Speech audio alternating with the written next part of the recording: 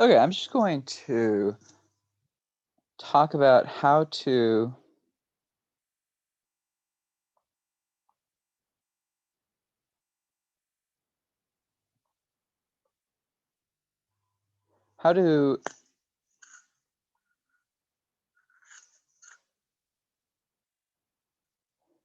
draw the regions and integration orders.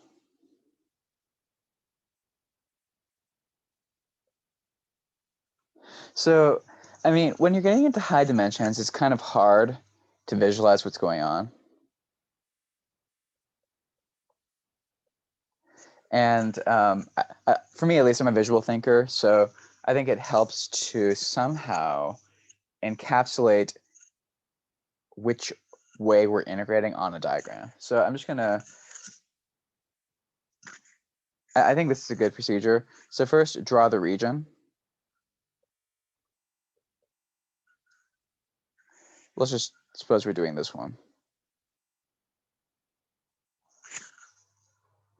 Okay, step 2. So type 1 or type 2, you have to determine which way you're going to integrate.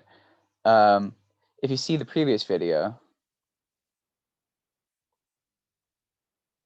you'll see that for this example, you can use the less piecewise heuristic to see this one is actually a type 2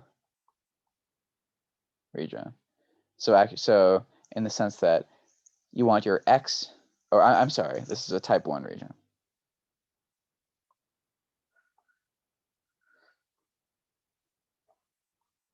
This is a type 1 region in the sense that now your y is going to be varying.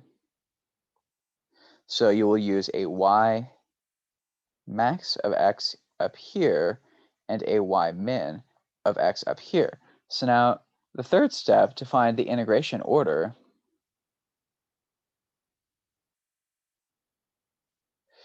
is I'm going to draw a line on the inside to the varying boundaries. So I'm going to draw a line going from y min to y max. And now I'm also going to draw an outside line here. So the inside line equals the inside integral when you're doing an integrated integral. And the outside line will be the outside integral.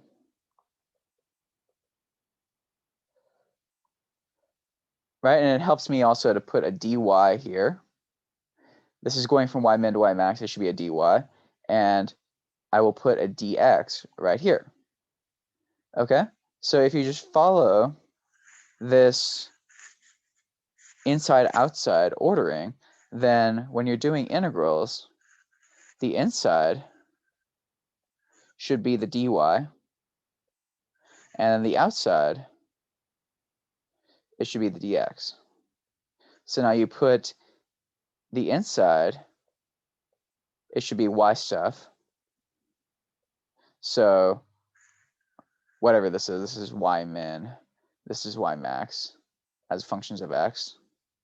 And then the outside should be x stuff. And just in case it's not clear, I mean inside R. Here's our region R. This line is physically inside R. I'm drawing this vertical line inside R, just to help me remember. And then this dx here is outside R. So this just helps me keep which variable straight, because it gets kind of confusing. Okay, hope this helps.